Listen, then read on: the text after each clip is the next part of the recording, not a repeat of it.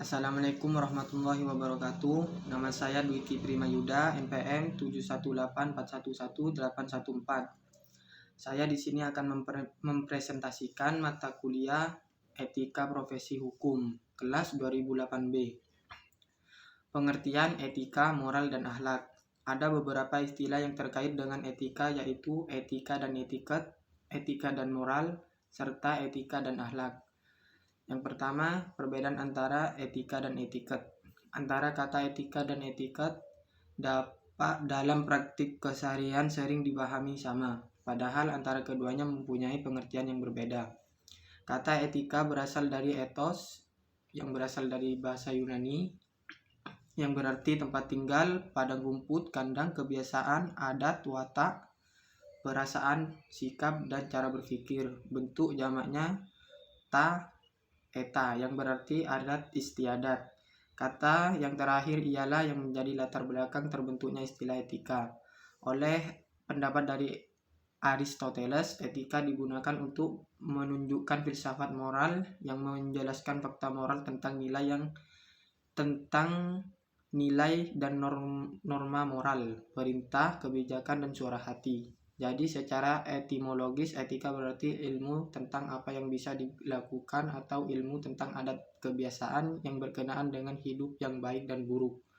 Dalam terminologi bahasa Inggris, kata etika atau ethics berbeda dengan etiket.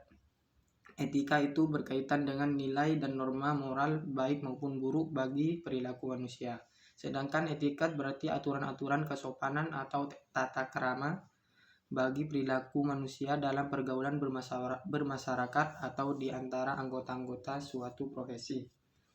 Perbedaan antara etika dan moral. Kata yang agak mendekat dengan etika adalah moral. Kata moral berasal dari kata maus, bahasa Latin, yang berarti adat istiadat, kebiasaan, tabiat, akhlak, dan cara hidup. Jadi secara etimologis, kata etika sama dengan arti kata moral, yaitu adat istiadat mengenai baik buruk suatu perbuatan. Adat istiadat itu mencerminkan perilaku aktual anggota masyarakat tentang apa yang diizinkan atau dilarang untuk dilakukan. Dalam pengertian adat istiadat secara keseluruhan mengandung moralitas dan suatu komunitas sosial. Kata moral selalu mengacu pada baik buruknya manusia sebagai manusia. Sedangkan moralitas merupakan kata sifat yang artinya lebih abstrak. Dengan demikian, moral berarti nilai-nilai dan norma-norma yang menjadi pegangan bagi seseorang atau sekelompok orang dalam mengatur tingkah lakunya, menyangkut apa yang baik dan yang buruk, apa yang benar dan yang salah. Dan kedua, ciri-ciri khas dari nilai moral, yaitu yang pertama, memperkaitkan dengan tanggung jawab atau pribadi manusia yang bertanggung jawab. Yang kedua, berkaitan dengan hati nurani. Yang ketiga, mewajibkan kita secara absolut dan tidak bisa ditawar-tawar untuk diwujudkan atau diakui. Yang keempat, nilai moral itu bersifat formal, artinya ia tidak dapat berdiri sendiri tetapi membonceng nilai-nilai lain dalam suatu mewujudkannya. Contohnya, orang itu baik dari sisi apa, di mana norma moral menjadi tolak ukurnya. Kedua, selanjutnya, perbedaan antara kata etika dan akhlak. Dalam Kamus Bahasa Indonesia, kata akhlak diartikan dalam budi pekerti atau kelakuan. Kata akhlak berasal dari bahasa Arab yang biasa diartikan dengan tabiat, perangai, kebiasaan, bahkan agama. Kata akhlak tidak ditemukan dalam Al-Quran dan ditemukan hanya bentuk tunggalnya yang kata khuluq.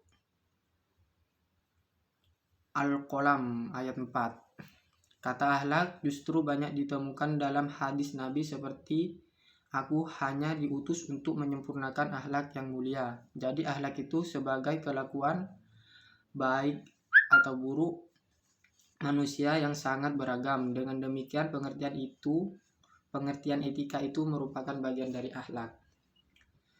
Selanjutnya, pengertian etika. Etika merupakan ilmu yang termasuk cabang filsafat yang paling tua sejak bahasa Yunani kuno.